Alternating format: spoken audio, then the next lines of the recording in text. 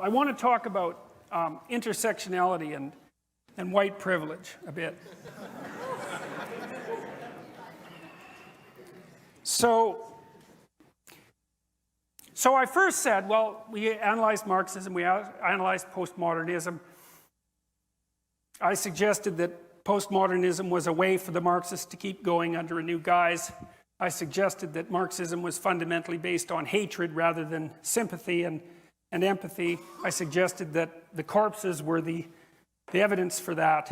I told you why I think postmodernism is fundamentally wrong. But now I want to talk to you a little bit about white privilege.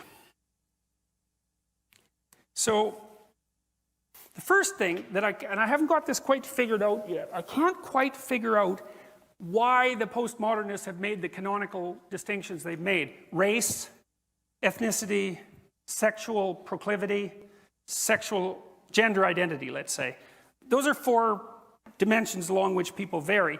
But there's a very large number of dimensions along which people vary, right? In fact, given that there's an infinite number of ways of interpreting the world, you could immediately point out that there's an infinite number of dimensions along which people vary. And so then the postmodern question is, why would you privilege some of those dimensions over the other?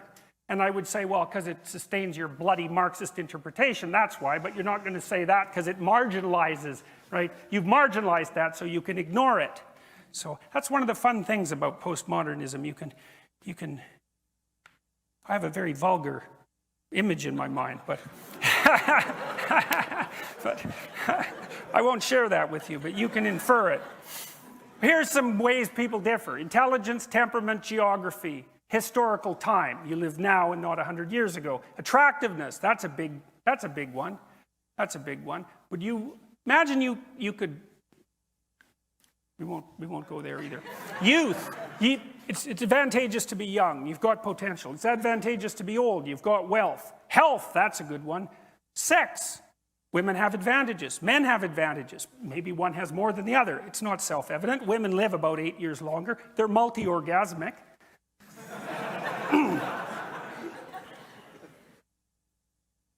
Athleticism, wealth, family structure, friendship, education. Well, then there's the classic, postmodern ones, race, ethnicity, etc.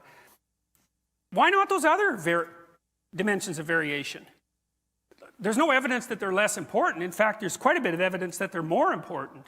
So, why not consider them? Then you get intersectionality. This is one of the things that's really comical, I think, because the postmodernists, identity politics types, actually realized this. They thought, well, okay, race and gender. Fair enough. Well, what if you're a black woman? Well, that's a problem because, well, now you've got 2 dimensions of differentiation. What the hell are we going to do about that? And what if you're gay and black and female? Well, then what if you're not very bright and gay and black and female? And then what if you're ugly and not very bright and gay and black and female? And you can keep playing that game. You can keep playing that game an infinite number of ways, because there's an infinite number of ways to categorize things, as the postmodernists already pointed out. And so the intersectionality theorists came along to plug the hole, but they don't know where they're going. They don't understand that the logical conclusion of intersectionality is individuality. Because there's so many different ways of categorizing people's advantages and disadvantages that if you take that all the way out to the end, you say, well, the individual is the ultimate minority. And that's exactly right, and that's exactly what the West discovered. And, the intersectionalists will get there if they don't kill everyone first. So, on to white privilege.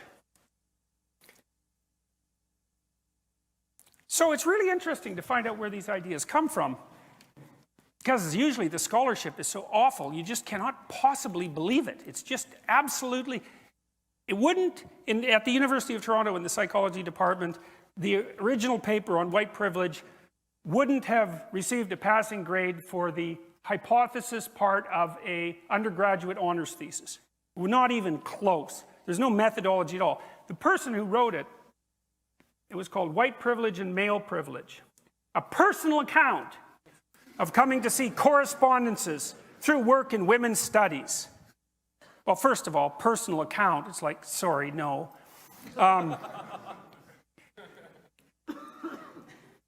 So she listed a bunch of ways that she thought, she says, these are personal examples of her unearned privilege, or unearned privilege that she saw as she experienced in the 1970s and 1980s. So this, by the way, this idea is the opinion of one person who wrote one paper that has absolutely no empirical backing whatsoever, which is a set of hypotheses which had never been subject to any statistical analysis. Like, if I ask you a bunch of questions, it's not obvious how many questions I'm asking you, because I could say, how tall are you? Or I could say, if you're laying on the ground, how extended would you be? It's like that, 2 questions? It's like, no, it's 1 question. It's just asked 2 ways. And the way you figure out if you ask someone a bunch of questions, how many questions you're asking them, is by doing something called a factor analysis, which is kind of an elementary form now of social science investigation. If you make a questionnaire, you have to subject it to a factor analysis, because you've got to find out how many questions you're asking. Because you might think it's 60, but it's probably not. It's probably 5. That's the big 5, by the way. Anyways, who cares about that? There's no such thing as methodology anyways. That's all part of the oppressive white male European patriarchy. So we can just not bother with that, and we can pen a few notes about how we think the world is constructed, and then we can screw up the entire political system 2 decades later. Okay, so here's her white privilege list, some of it. There's like 50 things. I can, if I wish, arrange to be in the company of people of my race most of the time. If I should need to move, I can be pretty sure of renting or purchasing housing in an area which I can afford and in which I would want to live. That's actually a wealth thing, by the way. I can be pretty sure that my neighbors in such a location will be neutral or pleasant to me. I can go shopping alone most of the time, pretty well assured that I will not be followed or harassed. I can turn on my television or open to the front page of the paper and see people of my race widely represented. When I'm told about our national heritage or about civilization, I am shown that people of my color made it what it is. Well, there's 50 of those, I think, something like that. Okay. Is that white privilege, or is that like majority privilege? Is the same true? You go to China, you're Chinese. Is the same true if you're Chinese? Is it majority privilege? And if it's majority privilege, isn't that just part of living within your culture? So let's say you live in your culture. You're privileged as a member of that culture. Well, obviously, that's what the culture is for. That's what it's for. Why would you bother building the damn thing if it didn't accrue benefits to you? Now, you might say, well, one of the consequences is that it accrues fewer benefits to those who aren't in the culture. Yeah, but you can't immediately associate that with race. You can't just do that, say it's white privilege. There's many things it could be. It certainly could be wealth, and the intersectional people have already figured out that there's many things it could be. So, like, what the hell? Seriously. Well, what's going on? Well, we let these pseudo-disciplines into the university because we're stupid and guilty. Seriously. And they have no methodological requirements and plenty of power and plenty of time to produce nonsensical research and produce, like, resentful activists, and now we're bearing the fruits of that. It's not pretty. So, white privilege. Well, the other thing you might notice is that to attribute to the individuals of a community the attributes of that community on the basis of their racial identity is called racism. That's what racism is. There's no other way of defining it. It's attributing to the individual the characteristics of the group as if the group was homogeneous. Now, the intersectional people have already decided that's not a fair game because there's so many differences between people.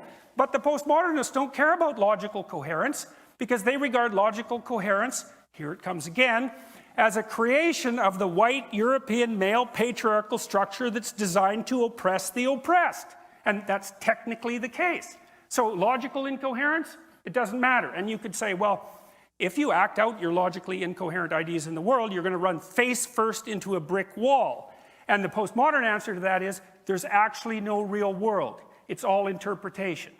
So there's no having that discussion, but the postmodernists don't care because they don't believe that discussion between people of different power groups is possible anyways. So here we are.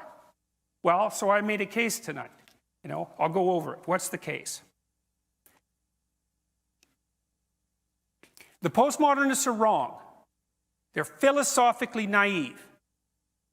They're right about an infinite number of interpretations and wrong about a finite number of viable interpretations.